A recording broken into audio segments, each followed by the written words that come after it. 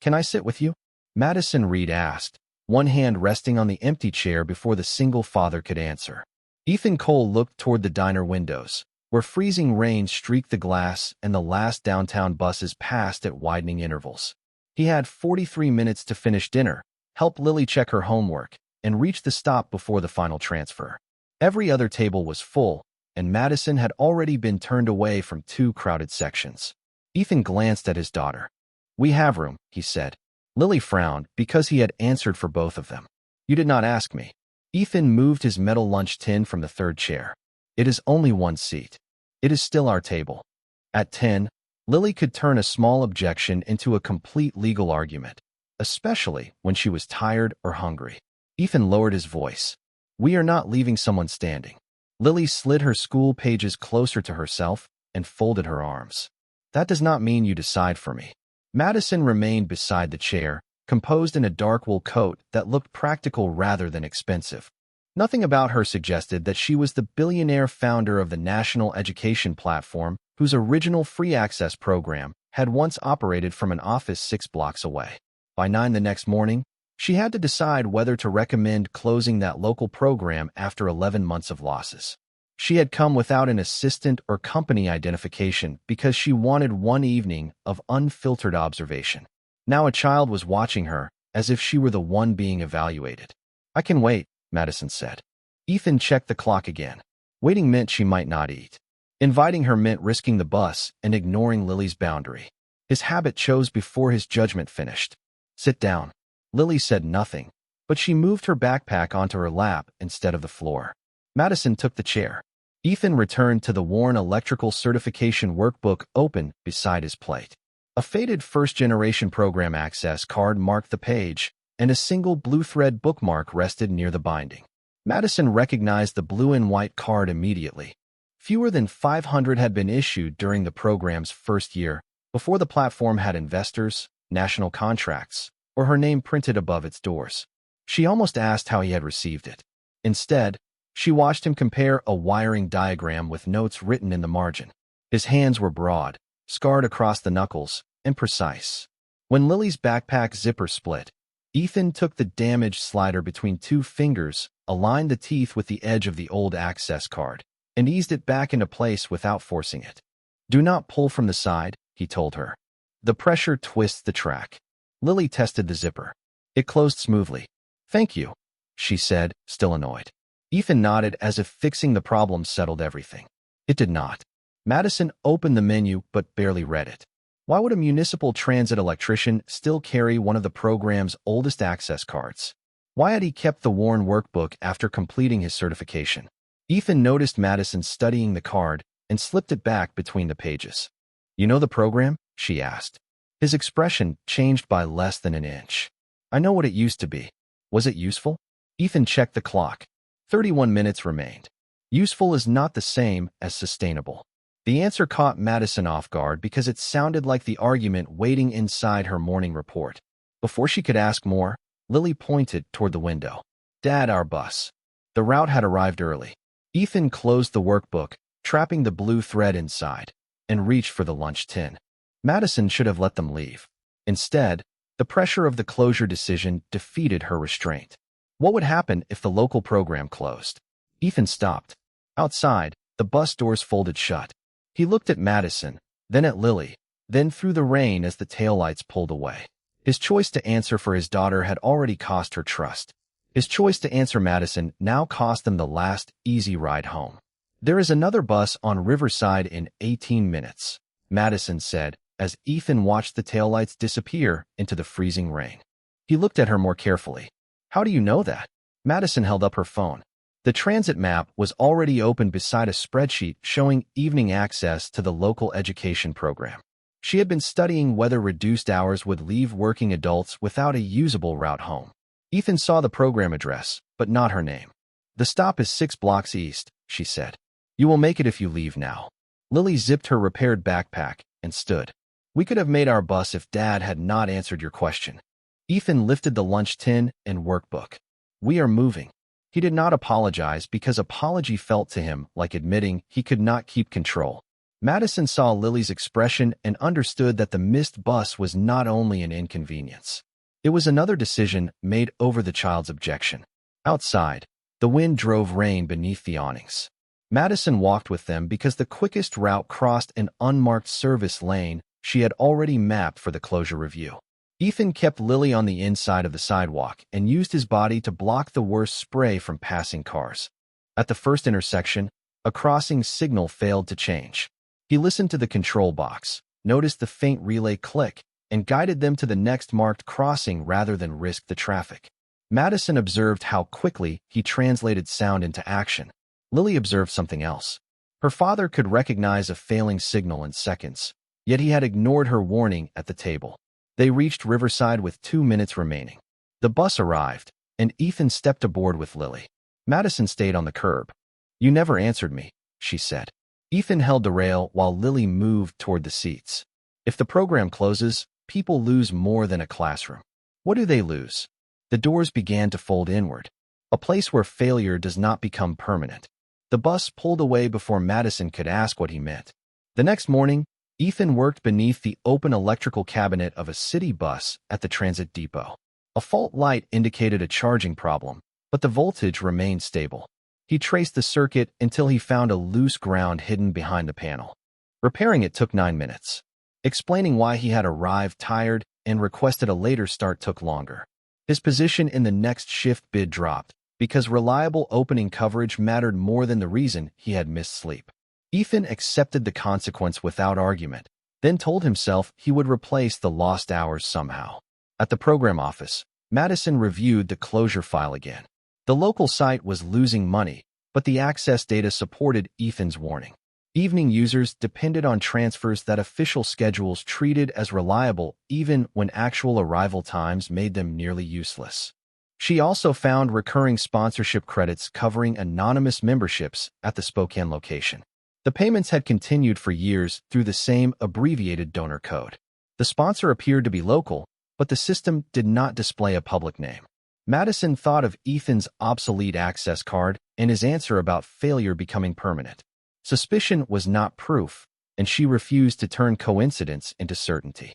Still, she made a decision with immediate consequences. She suspended the closure recommendation and ordered a verified review of transit access, wages, staffing capacity, local usage, and operating cost. The delay kept the program open, but every additional week increased losses and placed her credibility behind a location she could not yet defend. That evening, Lily found a folded payment notice beneath Ethan's lunch tin. The program logo appeared above a recurring draft marked with the initials EC. She carried it to the kitchen table. "This money leaves every month." Ethan kept stirring canned soup. "I know. Is this why we had $7? The budget is handled." Lily set the notice beside his hand. "That is not an answer." Ethan wanted to tell her that one anonymous membership could keep another adult from believing failure was permanent. Instead, he chose control again. "You do not need to worry about it." Lily returned the notice to the table and took her bowl to her room. The apartment did not become quieter when her door closed. It became less trusting.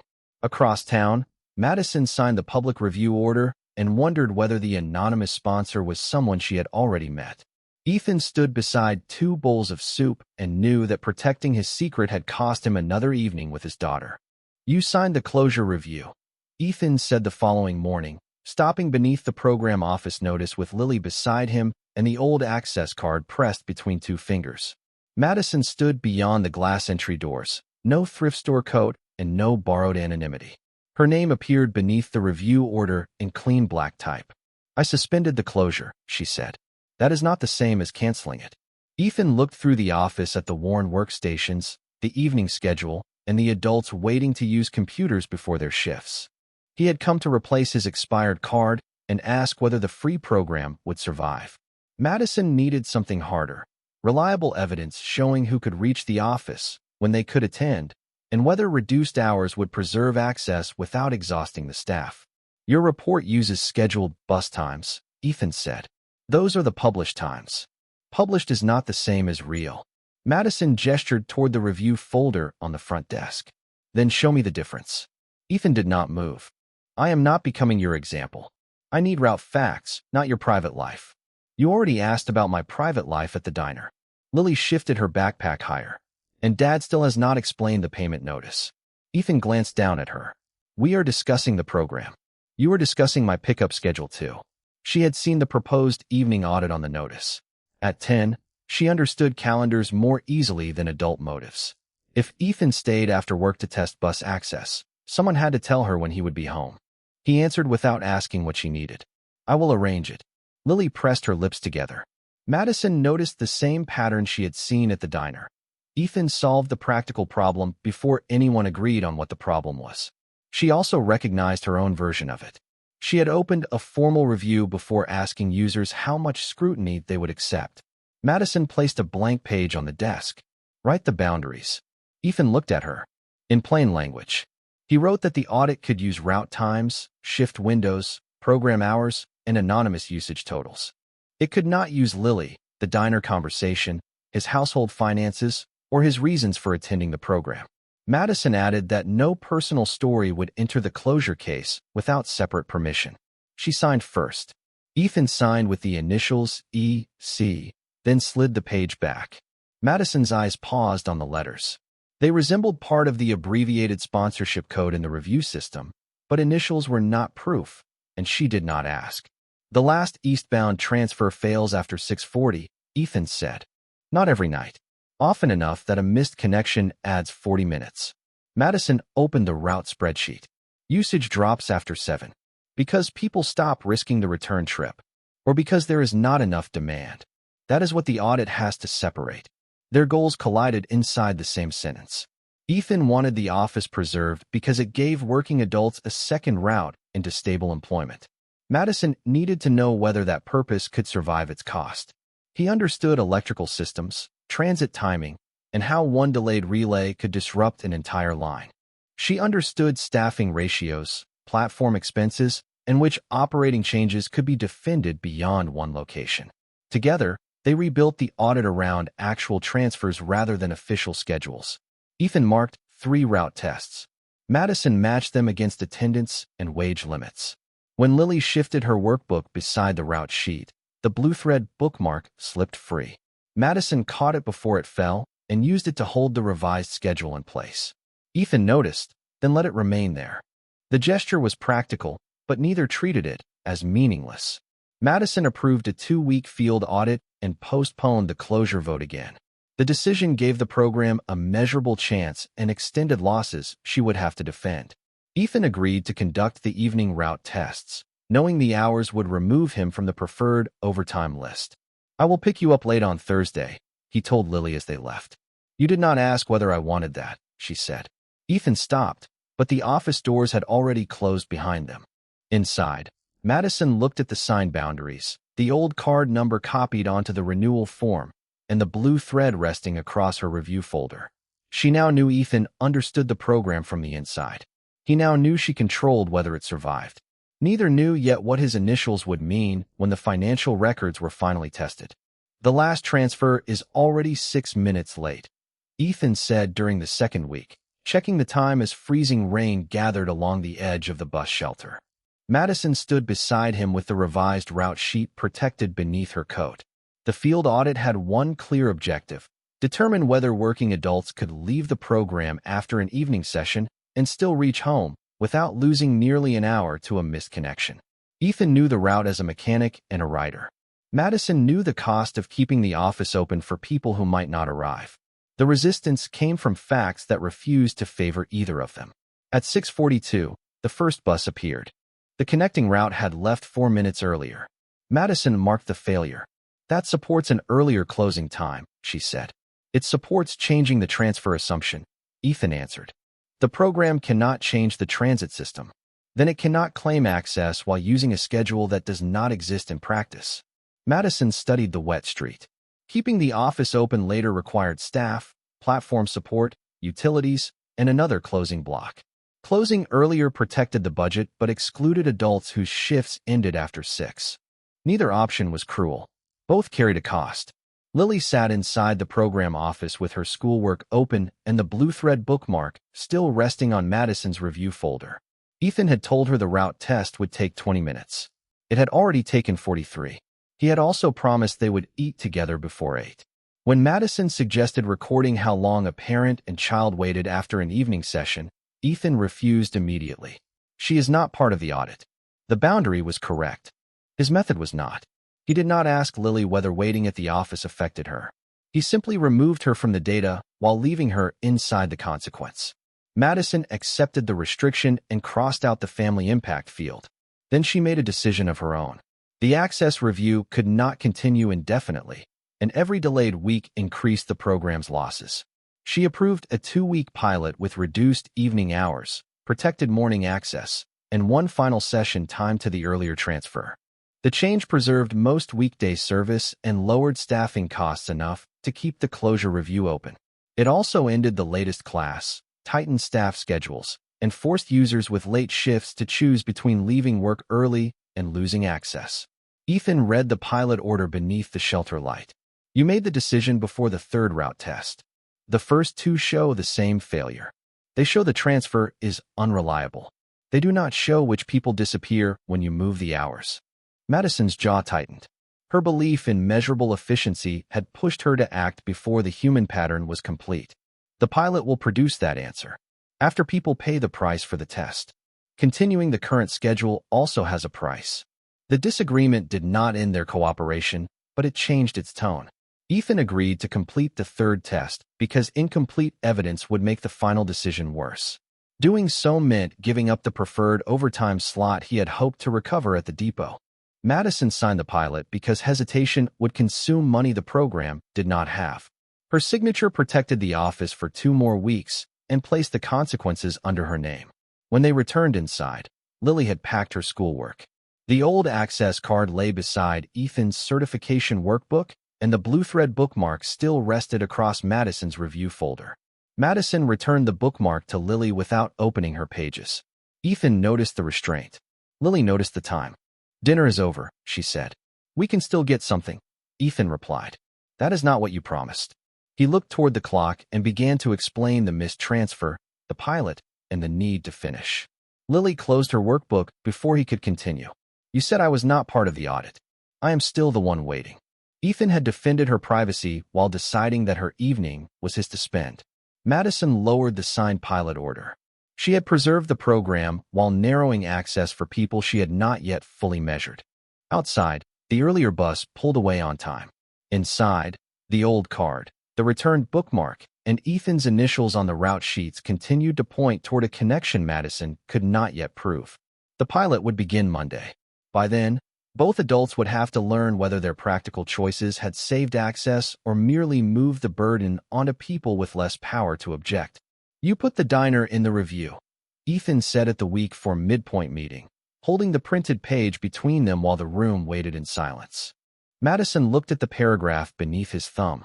It described an unidentified father who had shared a meal with a stranger, then used that act to illustrate scarcity, mutual support, and the cost of closing the local program. His name was absent. Lily was absent. The moment was still there. "I removed every identifying detail," Madison said. "You did not remove us." Ethan placed the page beside the folded transit map. For 2 weeks, he had treated the red circle on that map as proof that Madison had entered the diner looking for a story to strengthen her case. Now the revision history showed something more precise and more damaging. The map had been created before she met him. The meal had not been baked. She had witnessed an unexpected act of kindness, returned to the office, and decided afterward that its meaning belonged to her review. The clue changed without becoming kinder. "You did not plan the encounter," Ethan said. "No. You still turned it into evidence." Madison kept her hands flat on the table. "Yes." The admission did not repair anything. It removed the easiest defense. Her objective remained urgent. The pilot had preserved most morning access but cut the latest class, strained staff schedules, and produced too little evening usage to justify the original hours. She needed credible human impact without abandoning measurable standards. Ethan's diner story had seemed to connect the numbers to real life. Her flaw had made that usefulness feel like permission. "I believed anonymity made the use ethical," she said. "I was wrong." Ethan looked toward Lily, who sat near the office window with her workbook closed. She had asked to attend because the pilot changed when he came home and when they ate. He had told her the meeting concerned adults. She had answered that adults kept using that phrase when their decisions took her time. Now she watched both of them without offering either one relief. Madison opened the active assessment and deleted the diner paragraph from every current version.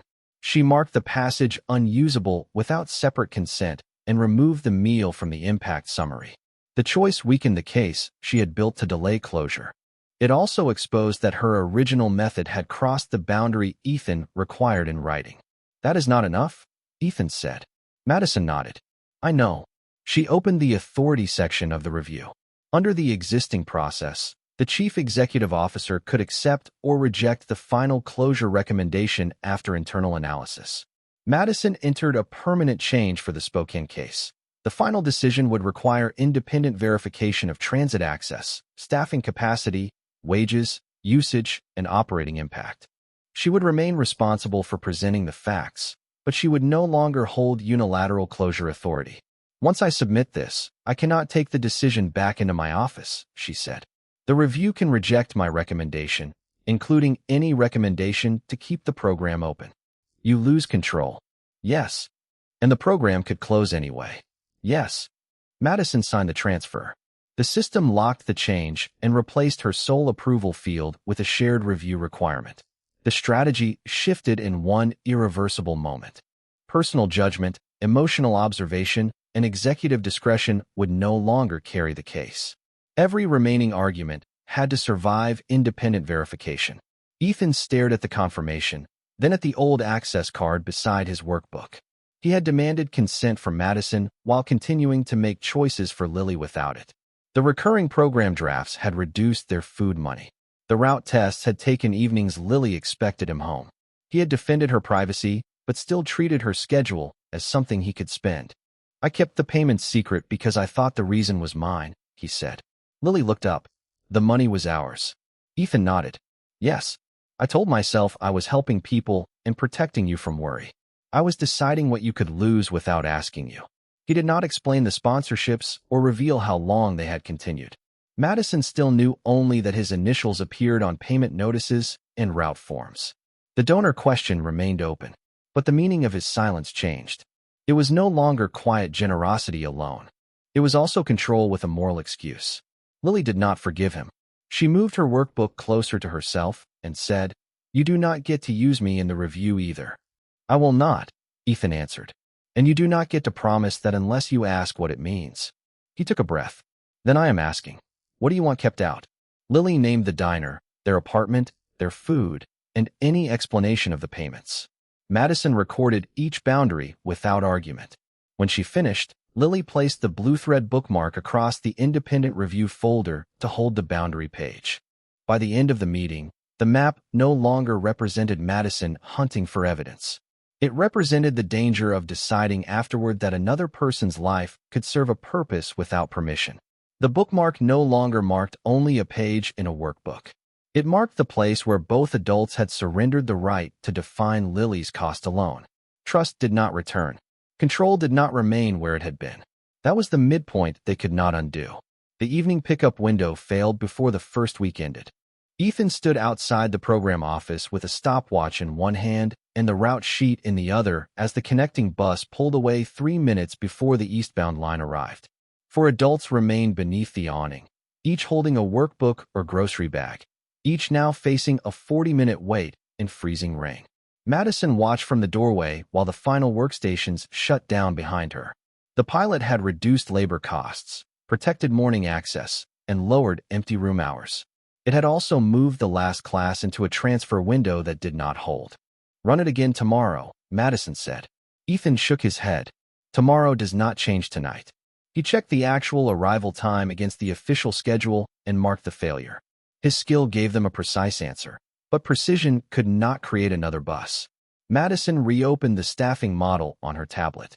Extending the program by 30 minutes would restore the later connection, but it required another paid closing block and erased most of the pilot savings. Moving the class earlier protected the budget but excluded adults whose shifts ended after 6. She tested both options against the verified wage limits and found no clean result. We shortened the session and opened the side room 15 minutes earlier, Ethan said. That gives people enough time to leave before the transfer. The staff cannot prepare both rooms under the current schedule. Then shift preparation into the morning. That creates overtime before opening.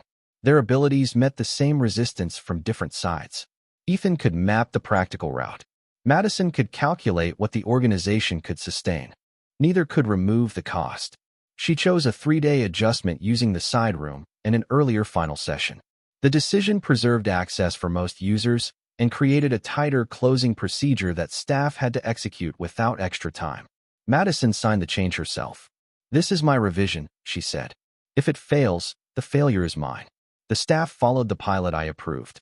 Ethan noticed the sentence because it did not protect her. It also did not solve his problem at home. He had promised Lily that he would leave by 7. The third test ran past 7:30. His phone vibrated twice inside his coat. He saw her name and silenced it while he finished measuring the transfer gap. He told himself he needed one complete set of times before the hearing. He told himself calling after he had the answer would be more useful than calling while he was uncertain. By the time he reached the apartment, Lily had placed his metal lunch tin on the kitchen table beside a cold bowl of soup. "You said 7, she said. The pilot changed. "You knew it changed before 7. Ethan removed his wet coat. "I needed to finish the route test. You needed to call." He reached for an explanation about the failed transfer, the side room, and the closing procedure. Lily pushed the lunch tin toward him. "I do not want the project version." Ethan stopped. Her boundary was not dramatic. She was tired, and angry that dinner had become another adult promise with no reliable time attached to it. "I thought I could finish first," he said. "That is what you always think." She took her workbook from the chair. The blue thread bookmark was still absent, resting in Madison's independent review folder. Lily noticed the empty place every time she opened the book. "I'm not talking about the program tonight. I am not helping you explain why you missed dinner. And I do not want you to say you did it for me." Ethan nodded because anything else would turn her refusal into another problem he tried to repair. "All right." Lily carried her workbook to her room and closed the door. The next morning, Madison reviewed the 3-day adjustment. Attendance improved for the earlier class, but the compressed closing procedure increased staff strain and caused 2 sessions to start late. The program saved less than projected and served fewer late-shift users than the original schedule. She removed the adjustment rather than blame execution. Ethan arrived with the completed route times and found her printing the failure summary. "The transfer problem is confirmed," he said. "So is the staffing problem," Madison answered. "The pilot does not support the current plan." She had surrendered unilateral authority, so she could not extend the program on instinct. Ethan had demanded verified facts, so he could not dismiss results that weakened the case. The final hearing was set for week 7. Closure remained likely. Madison had spent authority and operating money without producing a viable model. Ethan had spent Lily's time after promising not to decide her costs alone. On the review table, the old access card, his initials on the route sheets, the recurring sponsorship code, and the blue thread bookmark still pointed toward an unanswered connection. None of them could use it yet. The proof was incomplete, the pilot had failed, and Lily no longer believed that Ethan's good intentions made his absences different from broken promises. The payment notice would not lie flat, no matter how many times Ethan pressed his palm across the fold. In week 6, he sat at the program office table with the recurring draft slip beside his old access card while Madison opened the existing sponsorship ledger on the review screen. The task was narrow. Compare the abbreviated codes already recorded in the system with the notices Ethan had carried for years. No one was searching for a new document. No one was asking Lily to remember anything. The proof had to come from what was already present. Madison read the first code aloud. Ethan placed one notice beneath it. The initials matched. She read the second. Another match. By the 4th entry, the pattern was no longer coincidence. "These payments came from you," Madison said. Ethan looked at the metal lunch tin near his chair instead of at her. "Yes." She scrolled through the dates. The drafts had funded anonymous memberships long after Ethan completed his own training. The amounts were modest, regular, and damaging enough to matter inside a household already running short. Madison now knew the anonymous sponsor was Ethan, but she did not yet know whether the bank drafts would confirm every year claimed by the ledger. That verification belonged to the hearing process. Why did you keep doing it? She asked. Ethan unfolded the newest notice. Because the program gave me a way back into steady work. I thought paying for one more person each month was the right return. That is not the whole answer. Ethan glanced toward Lily. She sat near the window with headphones around her neck and her workbook closed. She had agreed to wait in the room, not to join the conversation. No, he said. It also let me feel useful without asking anyone what the cost was. Lily did not look up. Ethan continued because the admission was not meant to win her attention. I hid the drafts. I told her the budget was handled. I missed meals and time, then called it sacrifice. I made decisions for both of us and used a good reason to protect myself from hearing no. His voice tightened. That harmed her trust. It also taught her that my promises could change whenever I found something important enough to replace them. Lily turned one page in the workbook, although she had not been reading the first. She did not forgive him. She did not correct him either. Madison closed the ledger. I used the diner encounter without consent, she said. That damaged your trust and made Lily part of a case she never agreed to enter. I approved the pilot before I understood the staffing strain. That cost the program money, cut access for late shift users, and placed pressure on workers who followed my plan. The blue thread bookmark still lay across the independent review folder between them. At the hearing, I will name those actions as mine. I will not describe them as implementation problems. I will not use the diner, Lily, or your household hardship to strengthen the case. And I will not ask the review to preserve the program because you funded it. Ethan studied her. Then what changes? The support becomes verified context, not leverage. The decision must rest on access data, staffing limits, pilot results, and whether the governance plan can prevent one person from controlling the outcome. Lily removed one headphone. Are you going to tell people how much he sent? Madison looked at Ethan before answering. Only the amounts required for verification. No household details. No explanation that belongs to you. Lily nodded once, then replaced the headphone. It was not approval of Madison. It was confirmation that the boundary had been heard. Ethan authorized the program to compare the existing ledger with the bank drafts already in his possession. He refused donor recognition, decision rights, and any repayment. The choice cost him privacy and weakened any claim that his years of giving entitled him to save the program. Madison agreed to submit the failed pilot, the staffing consequences, and her consent violation alongside the evidence supporting continuation. That choice could damage her authority and make closure more likely. Together, they wrote the rule for the Week 7 hearing. Verified support could establish mutual obligation, but it could not purchase control, erase harm, or replace a viable plan. Ethan signed beneath it. Madison signed beside him. Lily left her name off the page. The old access card looked almost weightless beside 7 years of bank drafts, but Madison began with it because that was where the question had started. At the Week 7 hearing, she placed the worn blue and white card at the edge of the review table, then opened the existing sponsorship ledger to the first abbreviated code. The card proved only that Ethan had once used the original free access program. The recurring draft notices, already compared against the ledger in Week 6, corroborated that payments marked with his initials had supported anonymous memberships. Neither fact alone proved how long the support had continued, why he had hidden it, or whether it gave him any claim over the program. Ethan placed the bank drafts he had already retained beside the notices. Each date matched a ledger entry. Each amount matched a funded membership. The sequence continued from the first year after his electrical certification through the most recent month, including months when his own household budget had been short. The conclusive proof answered the title question without creating a new one. The single father Madison had asked to sit beside was the anonymous donor who had quietly kept other adults inside her program for years. He had not donated to gain access to her, influence a decision, or build a future claim. He had done it because the program helped him return to stable work, then continued because giving felt easier than admitting limits at home. Madison did not present the discovery as a miracle. The verified payments sustained memberships, she said. They also reduced his household resources without his daughter's informed participation. The support is real. So is the harm created by secrecy. Ethan did not object. His decisive action was to reject every benefit the donor status could offer him. He waived recognition, repayment, advisory preference, and any voting right tied to the money. I helped keep seats open, he said. That does not make the seats mine.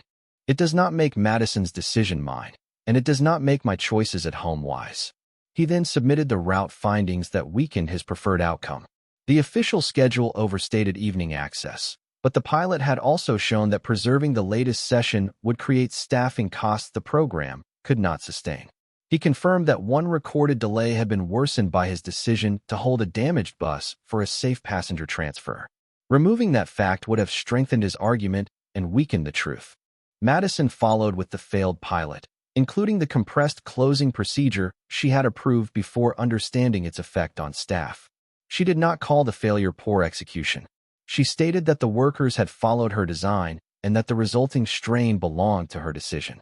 Then she made her irreversible choice.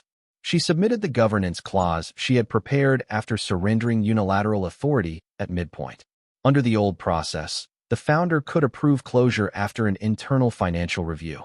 Under the new structure, the original Spokane program could continue only under limited operating terms and recurring independent review. Future closure, expansion, or reduction would require written findings across actual transit access, verified usage, wage limits, staffing pressure, delivery of instruction, and operating loss. No private story, donor identity, or executive preference could substitute for those measures. The clause also barred anonymous field observation from entering an assessment without informed consent and required any personal account to remain separate from operating evidence unless the person involved authorized its use. The structure did not guarantee survival. It created a narrower, harder standard for both preservation and closure. The final operating proposal reduced weekday evening hours, protected the highest-use morning sessions, retained the earlier final class, and required a new review after 6 weeks. The program would lose some late-shift users. Staff would still work within tight limits. The company would continue carrying a controlled loss during the test period. Those costs were entered openly rather than hidden beneath the word access. The review accepted the plan because 3 proof lines converged. Ethan's route measurements established the real barrier. Madison's staffing and wage analysis established the operational limit, and the pilot results showed which reduced schedule could function without pretending every need could be met. The donor proof changed the moral meaning of the case, but it did not decide the operating result. Ethan's money had created mutual obligation, not ownership. Madison's authority had created responsibility, not unlimited power. The program remained open under restricted terms and formal oversight. Ethan left without a refund, title, contract, or special access.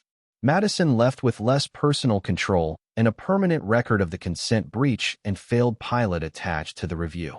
No side was shamed. The arguments for closure remained valid enough to govern the next decision if the plan failed. When the hearing ended, Madison returned the old access card to Ethan instead of placing it in the program file. He set it beside the single blue thread bookmark resting across the verified ledger. The objects now meant something different. One marked the help he had once received.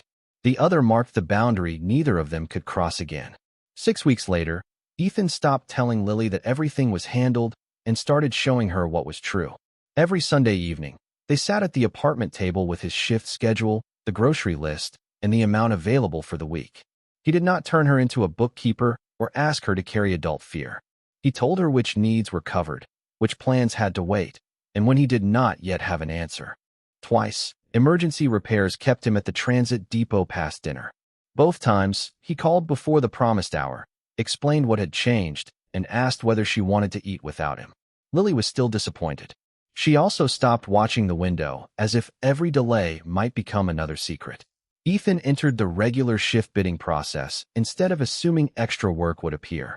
He received 3 steady day shifts and 2 rotating assignments, not the schedule he wanted, but one he could plan around. When the hours still fell short, he used the existing assistance process and accepted the result without asking Madison to intervene. The support arrived through the same independent review available to anyone who qualified. He showed Lily the approval letter and said, "This helps for now. It does not mean every problem is solved." Lily read the first page, then pushed it back across the table. That is a better answer. At the program office, the 6-week review produced mixed results. Morning attendance improved. The earlier final session worked on most weekdays. Friday staffing pressure remained high, and some late-shift users still could not reach the office in time. Madison recorded each failure beside each gain. She did not treat partial improvement as proof that her plan had been right. When the independent review rejected her request to extend one evening session, she accepted the decision and revised the schedule instead of searching for a private exception. Ethan disagreed. He believed one later night would protect access for workers whose shifts ended after 6. Madison showed that the staffing cost would erase nearly all of the week's savings. They tested one limited evening through the approved process. Attendance remained too low. Ethan disliked the result, but he signed the findings because the evidence was clear. Their respect grew through moments like that, not through constant agreement. Madison no longer appeared at Ethan's apartment without stating the purpose first. She never brought groceries, envelopes, or expensive solutions. The first time she asked whether Lily wanted to attend a program feedback session, Lily said no. Madison answered, understood, and did not ask again. 2 weeks later, Lily chose to send 3 written questions instead. Madison returned written answers through Ethan and added nothing personal. That restraint mattered more than another apology. Ethan changed his habits in smaller ways. He asked before discussing Lily's schedule. He stopped using the phrase, for your own good, when he had not invited her opinion. When she said she did not want to talk about the program, he let the subject end. Trust returned unevenly. Some mornings, she hugged him before school. Some mornings, she only lifted one hand from the doorway. Ethan accepted both. On a cold Friday evening, he and Lily returned to the diner where Madison had first asked for a seat. Snow had replaced the freezing rain, and warm light spread across the wet sidewalk. Ethan ordered soup and 2 sandwiches, then noticed Madison entering alone. She saw them and stopped beside the door rather than assuming the empty chair belonged to her. Ethan looked at Lily. Would you be comfortable if I asked her to join us? Lily considered the question. For dinner, not for the program. Ethan nodded. He crossed to Madison. Would you like to sit with us? Madison looked toward Lily before answering. Lily gave one small nod. Yes, Madison said. For dinner. They spoke about ordinary things. Lily described a school assignment, then refused Ethan's suggestion for the final page. Madison laughed once and asked before offering an idea of her own. Ethan and Madison disagreed about whether the program should test a Saturday morning session. Neither tried to win the argument before the food arrived. When the soup came, the single blue thread bookmark, returned to Lily after the hearing, slipped from her workbook and landed beside Ethan's old access card on the table. Months earlier, the bookmark had marked a boundary crossed without permission. Now Lily picked it up, opened the workbook to a blank page, and placed it inside herself. The card remained beside Ethan, no longer proof of debt or sacrifice, only a reminder of help received and freely returned. Madison waited until Lily moved her backpack before taking the chair. Ethan passed the bread only after asking. Outside, snow gathered along the curb. Inside, 3 hands reached toward the same warm bowl, and no one had to give up a place for another person to belong.